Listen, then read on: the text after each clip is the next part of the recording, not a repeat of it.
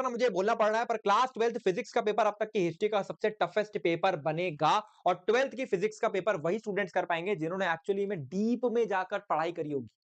Surface level पर जिसने पढ़ाई करी है उससे पेपर ये नहीं होने वाला। और अनफॉर्चुनेटली इसको मैं प्रूव करके भी दिखा सकता हूं। पहली चीज क्या है भाई, पेपर का लेवल 2024 2025 में लगातार बढ़ा ही है और देयर इज नो पॉइंट कि 2026 के अंदर इसका लेवल कम किया जाएगा। सीबीएसई एक स्टेटमेंट प्रूव करना चाहता है कि सीबीएसई के बोर्ड एग्जाम्स इतने इजी नहीं होते हैं, और ये स्टेटमेंट उसने लास्ट के 2 साल में प्रूव करके दिखाया है। और दूसरी चीज, हर साल की तरह इस साल भी थर्ड पार्टी चेकिंग होने वाली है, जो कि आसान नहीं रहती है, टफ रहती है। तो ये भी नहीं कह सकते कि चेकिंग आसान हो जाएगी और ये भी नहीं कह सकते कि पेपर आसान हो जाएगा। पर इससे अब डील करने का तरीका क्या है? तो देखो यार, सिंपल सा तरीका क्या है कि आपको ये पता होना चाहिए कि कौन से ऐसे टॉपिक्स हैं जो हर साल आते हैं। कुछ ऐसे डेरिवेशंस होते हैं, कुछ ऐसी डेफिनेशंस होती हैं, कुछ ऐसे टॉपिक होते हैं जो हर साल हर चैप्टर से पूछे जाते हैं। इस पर आपका फोकस मेजर रहना चाहिए, ताकि आप इंपॉर्टेंट टॉपिक्स के अंदर तो मार्क्स लूज ना करो। पहली चीज। दूसरी चीज, आपकी प्रैक्टिस बहुत अच्छी तरीके से हुई होनी चाहिए हर एक कोने में से, ताकि अगर सीबीएसई किसी भी कोने से सवाल पूछे तो हम आंसर कर सकते होने चाहिए। और इसके अलावा 5 से 6 सैंपल पेपर आपको लगाकर जरूर जानिए, ताकि आप पूरे पेपर को अटेम्प्ट कर सको।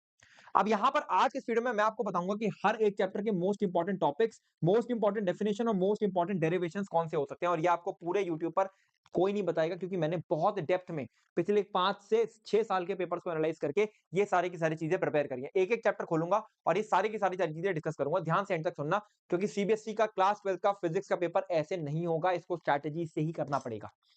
स्टार्ट करते हैं। सब्सक्राइब कर लेना चैनल को, क्योंकि यहाँ पर मैं फिजिक्स में फ्री में पढ़ा भी रहा हूँ। मैं लिटरली बता रहा हूँ, ये चैनल तुम्हारी बोर्ड एग्जाम के लिए बहुत हेल्प करने वाला है। प्लीज इसे सब्सक्राइब करके रख लो, बोर्ड एग्जाम के बाद चैनल सब्सक्राइब कर देना, पर अभी इसे सब्सक्राइब करके रख लो, ये एक भी चीज मिस नहीं होनी चाहिए। देखो मेरे भाई, सबसे पहले बात करते हैं इलेक्ट्रिक फील्ड एंड चार्जेस के अंदर। इसमें गॉस लॉ एंड एप्लीकेशन से पक्का सवाल आएगा, तो इसको सबसे अच्छी तरीके से प्रिपेयर करना है। और अगर मैं डेफिनेशंस की बात करूंगा, तो यहां पर कूलॉम लॉ के वेक्टर फॉर्म की डेफिनेशन, इलेक्ट्रिक फ्लक्स की डेफिनेशन और इलेक्ट्रिक फील्ड की डेफिनेशन ये पूछी ही पूछी जाएगी। और अगर हम डेरिवेशन की बात करेंगे, तो यहां पर इलेक्ट्रिक फील्ड एंड एक्सियल और इक्वेटोरियल पॉइंट की डेरिवेशन और टॉर्क ऑन डाइपोल का डेरिवेशन, जहां पे मैक्सिमम टॉर्क और मिनिमम टॉर्क पूछा जाता है, ये जरूर आएगा। इसके अलावा अगले चैप्टर की बात करेंगे तो इक्विपोटेंशियल सरफेस और एनर्जी स्टोर्ड इन कैपेसिटर सबसे इंपॉर्टेंट टॉपिक्स हैं। डेफिनेशन की बात करूंगा, कंडक्टर्स की प्रॉपर्टीज, डाइलेक्ट्रिक का मीनिंग और पोटेंशियल एनर्जी का डेफिनेशन और potential at axial and equatorial point का डेरिवेशन, ये सबसे ज्यादा इंपॉर्टेंट है, आपको ये जरूर करके जाना है। इसके अलावा करंट इलेक्ट्रिसिटी की हम लोग बात करेंगे तो ड्रिफ्ट इलेक्ट्रॉन, ओम्स लॉ का proof, cell and EMF, Wheatstone bridge और रेजिस्टेंस सीरीज एंड पैरेलल वाले जो क्वेश्चंस होते हैं सबसे ज्यादा इंपॉर्टेंट है। और यहाँ पर अगर हम डेफिनेशन की बात करेंगे तो किरचॉफ लॉ के डेफिनेशन, ओम्स लॉ का वेक्टर फॉर्म, और डेरिवेशंस की बात करेंगे तो ओम्स लॉ का प्रूफ और वीडी एंड आई के बीच में जो रिलेशन निकलता है, I equal to VD E N A, वो आपको सबसे ज्यादा इंपॉर्टेंट है, आपको करके जाना ही जाना है।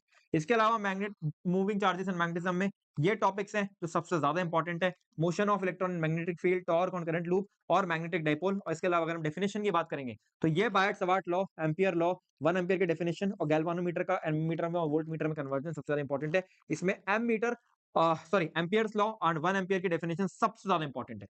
इसके अलावा डेरिवेशन की बात करेंगे तो फील्ड एट सर्कुलर लूप और force between two parallel conductors, इसका डेरिवेशन आता ही आता है पेपर के अंदर। अब मैग्नेटिज्म एंड मैटर के अंदर बात करेंगे, यहाँ पूरा चैप्टर इंपॉर्टेंट है भाई, जहाँ पूरा चैप्टर इंपॉर्टेंट होगा वहां मैं लिख दूंगा, पूरा चैप्टर इंपॉर्टेंट है, कहां से कुछ भी पूछा जा सकता है। अब हम लोग बात करेंगे ईएमआई की, electromagnetic induction, Faraday's law, AC generator, important topics हैं। म्यूचुअल इंडक्टेंस, लेंस लॉ की डेफिनेशन आएगी आएगी। और इसके अलावा मोशनल ईएमएफ, ये पूछा ही जाना है डेरिवेशंस के फॉर्म में।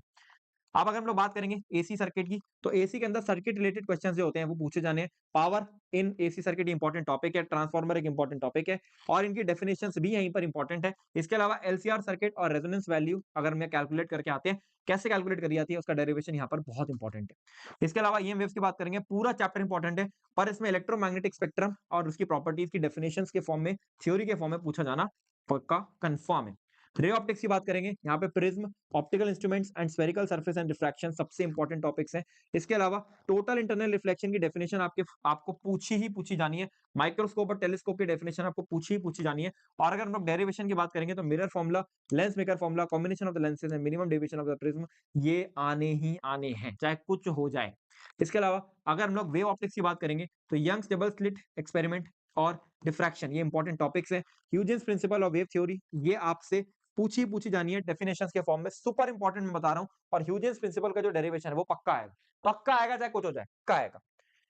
और बाकी मॉडर्न फिजिक्स की अगर मैं बात करूंगा, तो मॉडर्न फिजिक्स फुल आपका इंपॉर्टेंट है, पूरा का पूरा एक एक कोना इंपॉर्टेंट है इसमें। सेमीकंडक्टर की बात करूं, चाहे dual nature of matter and radiation की बात करूं, एटम्स एंड न्यूक्लियाई की बात करूं, एक एक कोना इसका इंपॉर्टेंट है।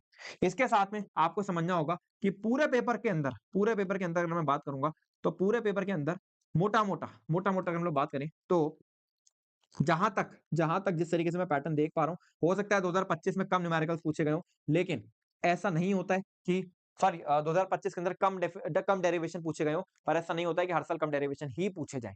भाई 16 मार्क्स के मुझे लगता है कम से कम डेरिवेशन आने वाला है, और इसमें सबसे ज्यादा डेरिवेशन ऑप्टिकल इंस्ट्रूमेंट से पूछे जाएंगे, बहुत इंपॉर्टेंट पार्ट है। इसके अलावा थ्योरी आने वाली है, और ये जो दोनों पोर्शन होंगे, ये दोनों पोर्शन के अंदर आपका थ्योरी थ्योरी और न्यूमेरिकल्स आने वाले हैं, थ्योरी और न्यूमेरिकल्स आने वाले हैं, जिसमें मुझे लगता है काफी हद तक मैं ये बात को सेफली कह सकता हूँ कि 20 टू 25 मार्क्स के न्यूमेरिकल आने ही आने वाले हैं। तो यहाँ पर बहुत इंपॉर्टेंट हो जाता है कि तुम फिजिक्स की एक अच्छी सी फॉर्मूला शीट खुद से प्रिपेयर करो, और उन सारे फॉर्मूलाज को अपने एक जगह लिख कर रख लो। बाकी इसके ऊपर मैं एक स्पेशल वीडियो भी लेकर आ रहा हूँ, जहां पर मैं सारे फॉर्मूलाज को आपको एक जगह ही कंप्लीट करा दूंगा। चलो यार, ये इंपॉर्टेंट टॉपिक्स थे, डेरिवेशन थी, डेफिनेशन थी, इस पे फोकस करके चलोगे तो आप स्मार्ट स्टडी कर पाओगे। दिस इज ऑल, अच्छे से पढ़ाई करो। Single जॉरी signing off.